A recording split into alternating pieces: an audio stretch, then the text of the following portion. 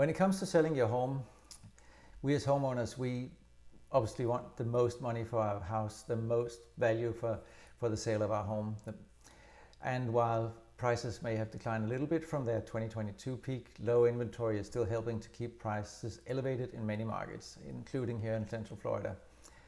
But high interest rates in 2023 means that buyers are getting a little bit more discerning, and they are a little more, how shall I say it, picky when it comes to buying a home, and they know that it's a little bit easier for them now to negotiate things. So it's crucial that as sellers we know exactly how to get the most amount of money for our home.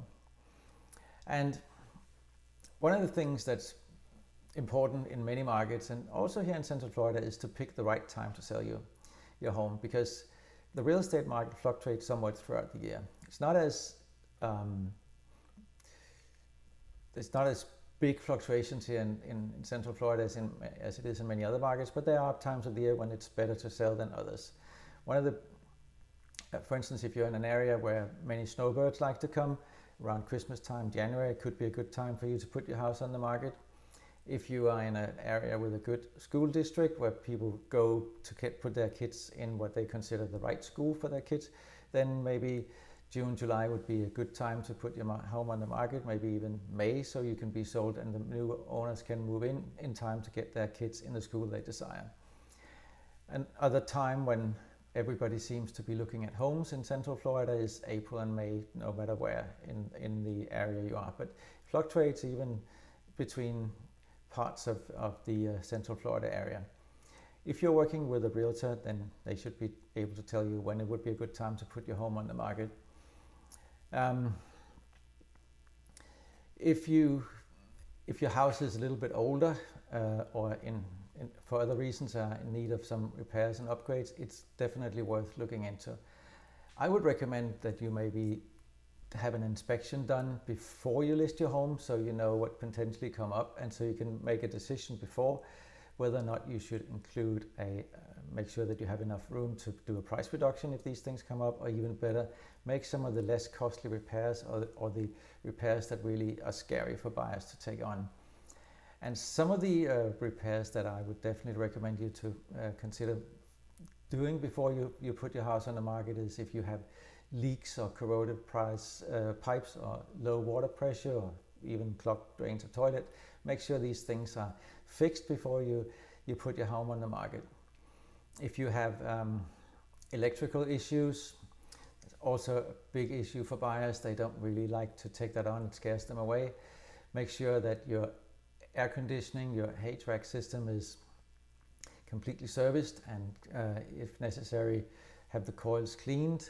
Make sure that the thermostats work the way they should, and the AC units don't make any strange noises, because that can really scare buyers, especially if they come from a part of the country where they don't really usually have air conditioning. And the big one, if your roof is leaking or has some damage, flashing or missing or broken shingles, make sure you get that fixed so buyers don't think that your roof is falling down on them when they buy the house. If your roof is older than 10 years, it might even be worth considering replacing it, because it can be difficult for a buyer to get decent insurance on a home with a roof that's old, a shingle roof particularly, that's older than 10 years in the state of Florida. Foundation cracks, have them inspected, whether they're around the window frames or doors or in the foundation itself.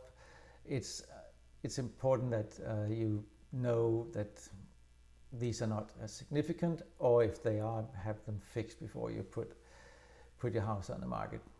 So a lot of these things can usually be fixed without costing too much money,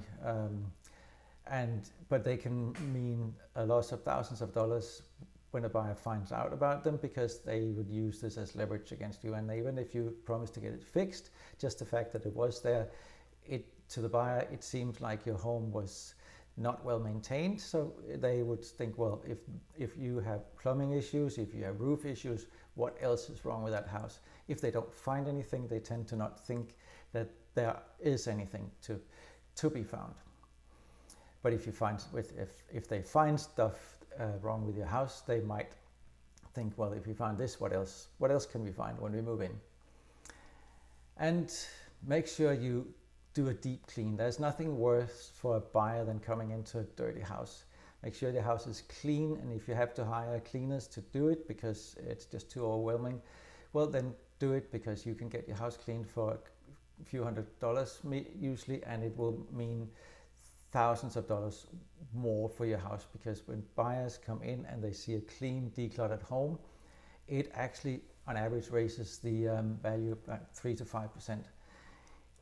And you might think this is weird, because what the heck, they're not buying my stuff, they're not buying my dirt, but buyers just don't want to buy a dirty, cluttered house. They cannot imagine themselves living in it, and as they say, a clean house is a happy house. Make sure that if you have a lot of furniture, maybe get rid of some of it or put it in storage, so your spaces open up so people can imagine themselves and their furniture in it. Clutter is not just the stuff that's on the floor or on the kitchen counter. It's also all the excess furniture that makes the rooms look small. And here's the big one. When you list your home on the market, don't overprice it. I don't think there's an underpriced home for sale anywhere in the country, but there are definitely a lot of overpriced homes. And don't think that, hey, people can just make me an offer.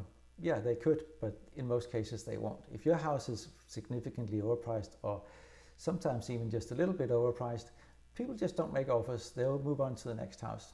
Whereas if you are slightly underpriced, and by underpriced I mean priced slightly under what is considered market value, there's a pretty good chance that people will think, hey, this is a good deal, and they'll make offers, and you could end up getting more than was actually your asking price.